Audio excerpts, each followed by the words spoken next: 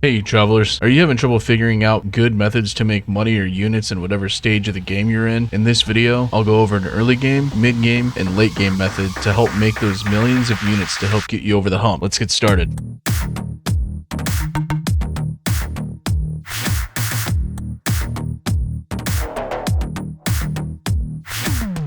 So in the early game, I found that it would be beneficial to not only explain to you, but show you on a fresh save how I make units.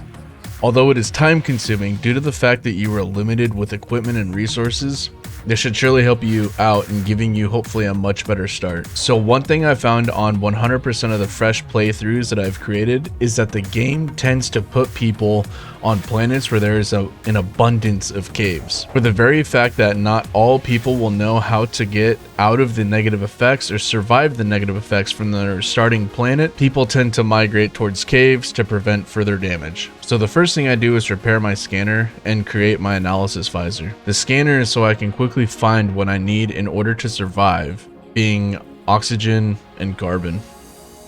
The analysis visor is to make sure that when I scan things, I can only mine the secondary material, but I also make money or units by simply scanning the items. I also mine up as much ferrite dust as possible so I can build a portable refiner if needed. So moving on from my starting items and gear, I'm moving in the general direction that the game wants me to go via finding my starting ship. And while I'm moving in that direction, I'm also looking for caves. Once I find a cave, I head inside and start scanning all the materials inside. While scanning, I'm also looking for items like vortex cubes, where those are worth about 25,000 units each, and they are usually in clusters as well. So when you find one, you'll most likely find multiple. The one material I'm going to make sure I'm mining inside these caves is cobalt. Cobalt is usually in abundance in most caves, if not all caves. Depending on the random planet you land on, this may be the most valuable material you're able to mine for in the early game.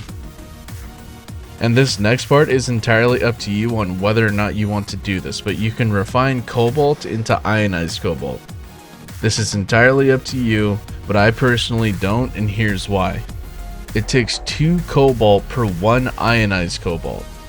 Yes, ionized cobalt is worth barely, and I say barely, over twice the amount of cobalt, which you have to remember while using the portable refiner. It takes fuel, which is carbon.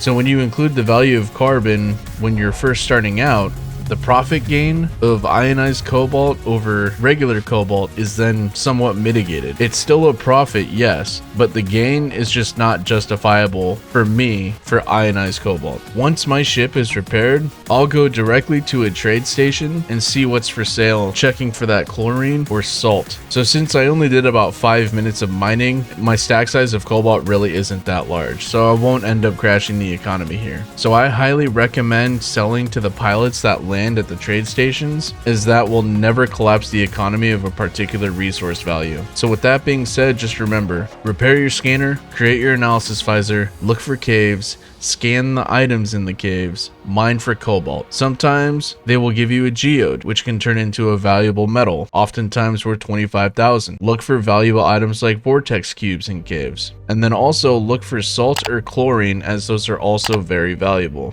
And then this then brings us to the mid game. So mid game, you surely have been to the anomaly and know how to pick up blueprints for building options.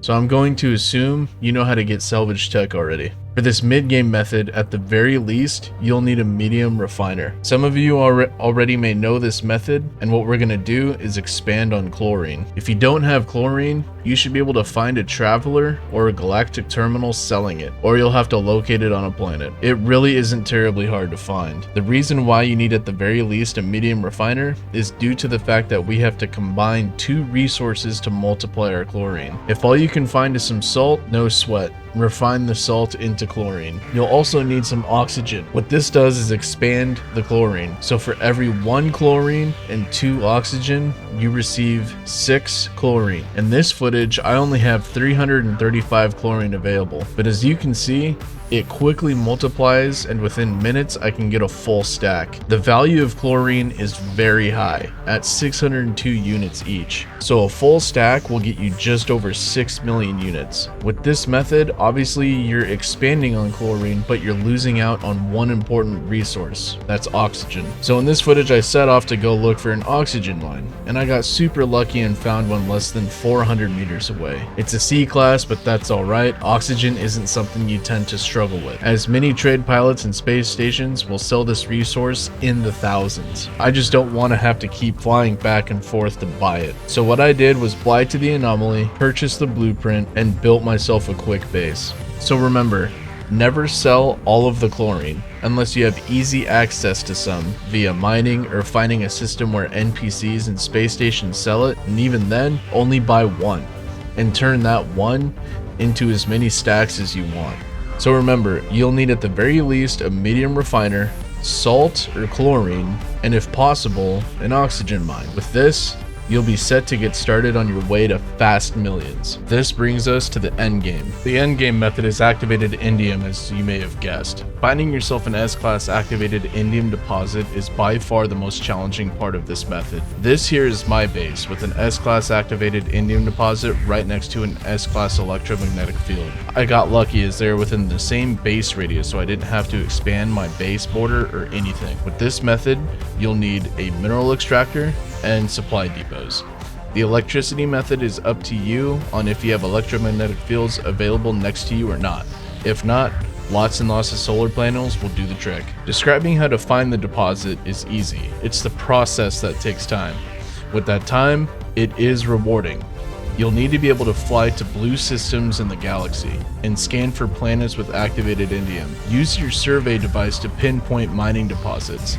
The higher the class, the better the density. Also, looking at how I built mine, I built up. Your extractors don't have to be on the ground. Instead, find the highest density in your deposit and you can build up from there. Remember, after 4 extractors are built, your density will start to go down, which is why I built 4 via the adjacent glitch and then went up in the building to keep the density at 99%. Built 4 more, went up again, 99% density. Built 4 more. You can attach as many supply depots to each 4 extractors as you want without depleting the density, but do not connect the supply depots from different sets of extractors, so it will then tell the game that they are in the same area.